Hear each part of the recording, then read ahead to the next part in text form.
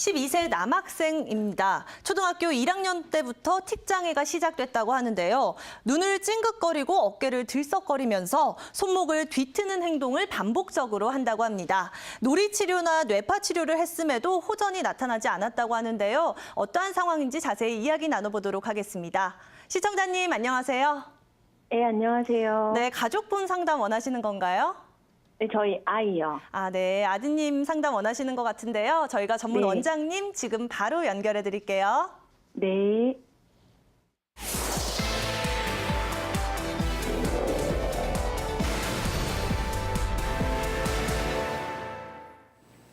네, 시청자님 안녕하세요. 안녕하세요. 네, 틱장애 때문에 이렇게 상담 주셨는데요. 네. 아드님 때문에 이렇게 걱정이 많으시겠습니다. 예. 제가 좀 이런저런 방법들을 많이 알아봤는데, 네네. 예, 좀 한의학적으로도 문의를 드리고 싶어서 연락을 드렸고요. 네네. 네. 초등학교 1학년 때부터 틱장애가 이렇게 시작된 걸로 이렇게 보고 있으면은 지금 이렇게 초등학교 한 5학년 정도 되니까 한 예. 4년 정도 된 건가요? 그러니까 1학년 한 2학기 때부터였고요. 네네. 그러니까 아이가 체구가 좀 작은 편이라 네. 8살이긴 해도 뭐 그때도 사실 뭐 한 6살 정도의 키였긴 해요. 네네. 네. 학교 다니기 시작하면서부터 되게 학교를 싫어하고, 그러니까는 뭐 등교 거부 같은 것도 있고 그래서 상담을 받아봤거든요. 네네. 예. 근데 사실은 그때 당시는 틱이라는 것보다는 뭔가 이렇게 학교를 가기 싫어하고 사람들하고 어울리는 걸 너무 싫어해서 틱은 좀 자연스럽게 없어질 거다 믿고 그 심리적으로만 좀 더 안정을 해주면 된다 그런 말씀들을 많이 하시더라고요. 네네. 근데 1학년 지나고 2학년, 3학년 됐을 때도 사실 뭐 정서적인 것도 계속 제가 이제 옆에서 케어를 해주지를 잘 못해서 맞벌이다. 네네. 그래서 이제 3학년 때는 결국은 놀이치료를 하자 그렇게 해가지고 놀이치료를 1년 이상 좀 꾸준히 했어요. 네네. 근데 이제 놀이치료를 하면서 좋은 점은 정서적인 부분에 조금 효과가 있으니까 징징거리거나 학교를 등교 거부하는 게 조금은 나아졌는데 네. 이 틱 증상은 계속 돌아다니네요. 돌아다닌다는 말씀은 지금 이렇게 눈을 찡긋거리고 어깨를 들썩이고 손목을 뒤트는 행동이 이렇게 왔다 갔다 한다는 말씀이신가요? 근데 한꺼번에 여러 개가 막 나타나지는 않는데 네네. 이게 조금이라도 뭔가 불안하거나 긴장을 하면 네. 계속해서 나타나요. 네. 특히 이렇게 공부하거나 이렇게 학생 같은 경우 시험 때가 다가오면은 이런 틱 증세가 더 예. 심해지나요? 예, 그런 것도 있고 또 저희가 이제 남자아이인데 남자 형제가 없어서 그 성당 일을 좀 하는데요. 네네. 특히 이제 그거는 아이한테는 조금 힘든 일이긴 하지만 어쨌든 성당에서 뭔가 활동을 할 때 이렇게 긴장을 하면 확실히 틱이 두드러지게 나타나거든요. 네네. 긴장하면은 좀 더 심해지고요. 네. 그리고 학생이 혹시 운동도 좀 좋아하는 편인가요? 아니요, 안 좋아해요. 운동은 별로 안 좋아하고요. 그리고 예. 혹시 이렇게 우리 아드님께서 어떤 네. 스트레스 받거나 그럴 때 어떤 취미 활동은 어떤 걸 혹시 하고 있나요? 사실 뭘 만들기 같은 걸 좋아해서 네. 혼자서 집에서 막 이렇게 종이 같은 걸로 뭘 만들거나 그리거나 이런 것들은 좀 하고요. 네네. 그리고 가끔 산에 가는 거. 가끔 산에 가는 거. 네. 어떤 그러면은 신체적 활동은 그 또래 아이들에 비해서 그다지 그게 좋아하는 편은 아니다, 그죠? 제가 좀 노력을 해봤는데 네. 이런 거 같아요. 단체 활동을 하면서 뭐 농구나 축구 같은 거를 권유를 하면 네네. 본인이 친구들보다 조금 못하니까 네네. 그런 게 더 스트레스가 되는 것 같더라고요. 아무래도 학생이 좀 이렇게 하고 싶어하는 열의는 있는데 그게 이렇게 예. 좀 제대로 이렇게 따라주지 않을 때는 좀 더 이렇게 스트레스를 좀 받는 그런 형태네, 예. 그죠? 그래서 그럴 때면 더 이런 틱 증상 같은 것도 더 생기는 것 같고요. 네네. 그러니까 제가 그것 때문에 뭐 이렇게 더 스트레스 받는데 억지로 권하지를 못해서 네네. 태권도는 한 2년 정도 했고 네. 얼마 전에 검도를 하고 싶다고 해서 검도를 시작했는데요. 네. 예, 근데 지금 뭐 검도를 할 때는 특별히 틱이 나타난다거나 이런 거는 없지만 그렇다고 치료가 되는 건 아닌 것 같고요. 아무래도 그렇죠. 그러면은 이때까지 그 병원 치료는 해보셨고 한의원 치료는 아직까지 안 해보셨죠? 예, 근데 병원 치료를 좀 많이 해서 네. 사실 이젠 좀 다른 방법을 구하고 싶고요. 네네. 그 놀이 치료는 근처에 있는 심리상담센터를 통해서 했는데 그 심리상담 선생님이 오히려 권해주셨어요. 저희가 틱을 꼭 없애고 싶다고. 그런데 네네. 왜 틱이 안 잡히느냐 그랬더니 정신과를 추천해 주셨어요. 네네. 뭐 정신과도 이렇게 좋지만은 제가 볼 때는 한의학적 치료도 한번 해보시는 게 좋을 것 같습니다. 한의학적으로는 이렇게 틱장애를 여러 가지 이렇게 분류로 이렇게 해서 틱장애 이렇게 네. 분류를 하는데 그렇게 해서 이렇게 치료를 할 때 틱장애를 상부경추 교정이라든지 그리고 약침 치료라든지 그리고 다 이렇게 한약 치료를 통해서 이렇게 하고 있거든요.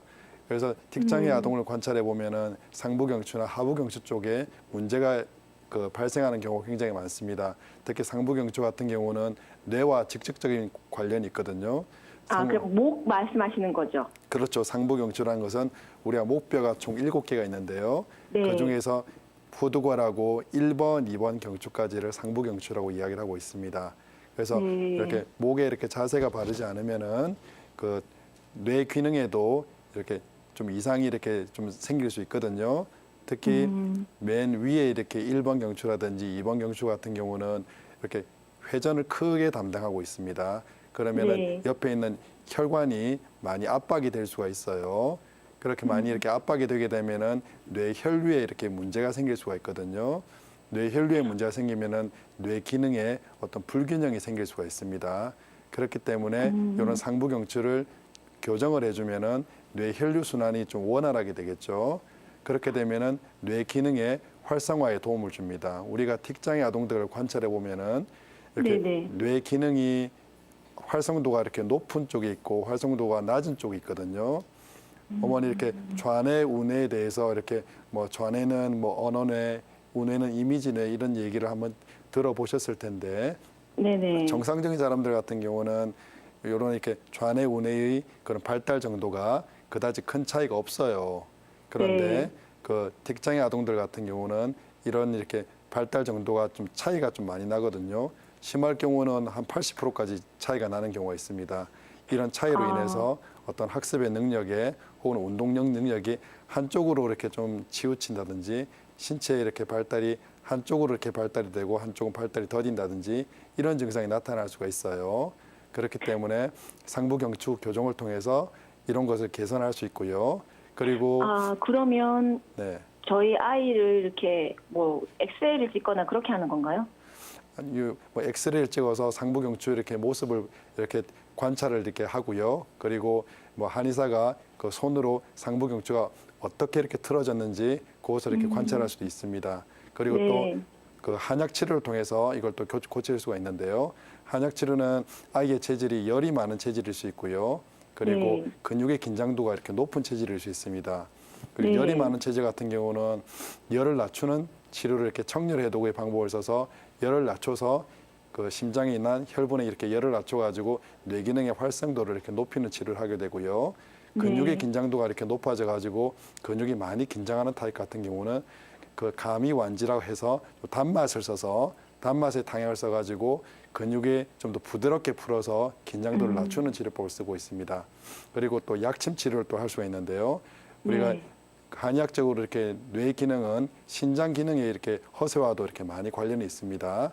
뇌 기능이 이렇게 좀 활성도가 떨어진다는 것은 이렇게 신장 기능이 많이 약하기 때문에 약침을 써서 판료혈, 엉덩이 이렇게 아래쪽에 있는 혈자리에다가 녹용약침을 씁니다. 녹용약침을 써서 신장 기능을 더 보충해 줄 수 있습니다. 그렇게 보충을 해서 아이의 이렇게 뇌 기능을 좀 더 이렇게 원활하게 해주고 그리고 이런 이렇게 판료혈이 여기 이렇게 척추에서 보이는 이쪽 혈자리거든요. 여기에서는 청골에 이렇게 펌프 작용이 나타납니다. 펌프 작용이 나타나서 뇌척수에게 순환을 시켜주는데 이렇게 뇌척척이 순환이 되게 되면은 훨씬 더 그 뇌 기능의 활성화가 더 좋아집니다. 그런 방법을 써서 그 한의학적으로도 충분히 틱장애가 치료되니까 한번 한의원에 내원하셔가지고 치료 받아보시는 것도 굉장히 좋을 것 같습니다. 예, 저희 아이가 5학년이잖아요. 네네. 예, 사실은 저는 걱정되는 게 저희가 너무 시간을 끌어가지고 네네. 이게 사실 1학년 때부터 지금 5학년 때까지 이렇게 둔 건데 그래도 치료가 가능할까요? 네, 그래도 이렇게 치료가 가능합니다. 예, 보통 이렇게 그 틱장애가 만성 틱장애라든지 뚜레스로 이렇게 연결되는 경우도 있지만은 그 근원을 찾아서 제대로 치료해주면은 아이들 같은 경우는 워낙 빨리 치료되니까 더 늦은 건 없으니까 걱정하지 마시고 한의원 내원하셔가지고 치료 꼭 받아보시길 바라겠습니다. 예, 감사합니다. 네, 어머님 도움이 좀 되셨나요? 네, 많이 된 것 같고요. 네. 직접 선생님이 이렇게 봐주신다고 하니까 네. 예, 그거는 예, 진찰을 받아보고 싶습니다. 예. 네, 어머니 원장님 말씀 참고하셔서 아드님 증상 개선해 보시기 바랄게요. 네. 네. 이렇게 두 번째 전화 상담 연결을 해봤는데요. 보통 많은 사람들이 틱이라는 질환에 대해서는 알고 있지만 그 원인에 대해서는 많이 아시지 못하는 경우가 많은데요. 원장님, 정확한 정의랑 증상에 대해서 먼저 설명을 해주시죠. 네, 틱장애 같은 경우는 소아과 질환에서 한 10%에서 15% 정도 차지할 정도로 굉장히 많이 발생하는 질환입니다. 틱장애는 뭐 아이들이 특별한 이유 없이 자신도 모르게 뭐 머리를 흔든다든지 어깨를 흔든다든지 이런 이렇게 몸통을 어떤 부분을 좀 빠르게 반복적으로 흔들거나 아니면은 어떤 소리를 내는 것을 의미하고 있습니다. 그 틱장애 같은 경우는 남자아이들이 여자아이들에 비해서 한 3배에서 한 4배 정도 높고요. 그리고 5살에서 7살을 전후해서 틱장애 증상이 이렇게 잘 발견되는 것으로 보고 있습니다. 그리고 틱장애가 발생할 때 1초 이내에 순간적으로 이렇게 나타나는 경우도 있기 때문에 사람들이 모르고 그냥 지나가는 경우도 있습니다.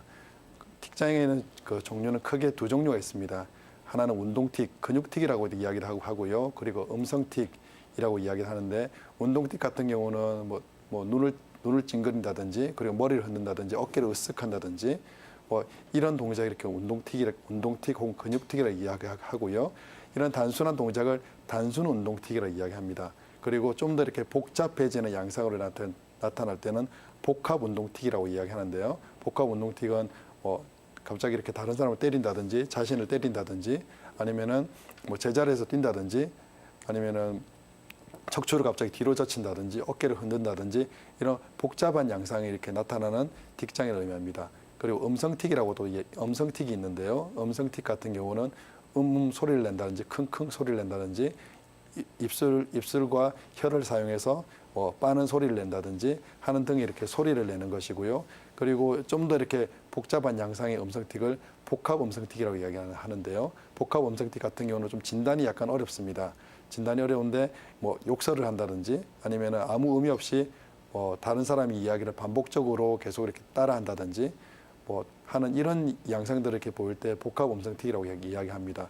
그리고 이런 운동틱과 음성틱이 다 같이 나타나면서 1년 이상 지속될 때 이것을 그 뚜레병, 뚜레스 디소더라고 이야기를 하고 있습니다. 이렇게 특별한 이유가 없이 자신도 모르게 신체 일부가 아주 빠르고 반복적으로 움직이는 것을 틱 장애라고 말씀을 해주셨는데요. 이렇게 자신의 의지와 상관없이 움직임이 나타난다는 것은 이 뇌에도 문제가 생겼다고 볼 수 있는 건가요? 네, 요즘 최근에 이렇게 그 연구 결과를 보면은 이렇게 뇌의 뭐 두정엽 그리고 어떤 기저핵 그리고 시상하부 쪽에 어떤 신호의 이렇게 민감도 조절 이상이라든지 아니면은 뭐 경추에 이렇게 그 뇌의 이렇게 그 뇌 기능의 불균형 등으로 이런 틱장애가 발생된다라고 최근 연구 결과 이렇게 발표되고 있습니다. 그리고 이런 기저핵 같은 경우는 우리 무의식이 작용하는 부분이기 때문에 어떤 내가 의지로 다른 사람이 이걸 하지 말아라 해서 내가 안 하려고 할 수 있는 것이 아닙니다. 그리고 어떤 우리가 틱장애 같은 경우는 MRI를 관찰해 보면 MRI에서 아무것도 나타나지 않습니다. 이것이 틱장애가 뭐 뇌의 불균형이라 해서 뇌를 이렇게 봤는데 뇌가 한쪽으로 쏠려 있다든지 혈관 이상이 나타난다든지 종양이 있다든지 이런 부분이 아니기 때문에 어떤 뇌의 기능상의 문제이기 때문에 MRI에서는 전혀 나타나지 않고요. 우리가 좌뇌, 우뇌 이렇게 얘기하면서 좌뇌는 언어뇌, 우뇌는 이미지뇌 이런 얘기를 많이 합니다. 좌뇌 같은 경우는 우리 뭐 숫자나 문자에 대한 학습, 이런 논리적 사고력 이런 걸 따지고 이런 걸 하게 되고, 운에는 우리 이렇게 뭐 운동 예술계 쪽에 이렇게 소질이라든지 아니면은 뭐 추상적인 사고, 뭐 직관적인 사고 등을 이렇게 담당하게 되는데, 이런 좌뇌와 우뇌의 이렇게 차이로 인해 가지고 우리가 소재가 적성이 인문계적이냐 그리고 이공계적이냐 예술계적으로 나누게 되는데, 정상적인 사람들은 그 차이 그다지 크지를 않아요. 크지를 않은 상태에서 학습의 능력이 그다지 큰 차이를 보이지 않는데, 틱장애 아동들 같은 경우는 이 차이가 굉장히 큽니다. 많은 경우 심한 경우는 80%까지 나타나는 경우가 있고요. 일례로 저희 한의원에 내원하시는 그 환자분께서 그런 말씀을 하세요. 아니, 우리 아이는 조금 이상해요. 잘하는 건 잘하고 못하는 거는 너무 못해요. 이런 이야기를 하거든요. 그게 무슨 말이냐. 또 행동도 잘하는 행동은 굉장히 이렇게 잘하고 못하는 행동은 조금 이해가 안 될 만큼 조금 이상하고, 이게 그 뇌의 차이 때문에 나타나는 행동 양상, 학습이 안 된 것입니다. 그렇기 때문에 뇌의 균형을 바르게 해주는 것이 중요합니다.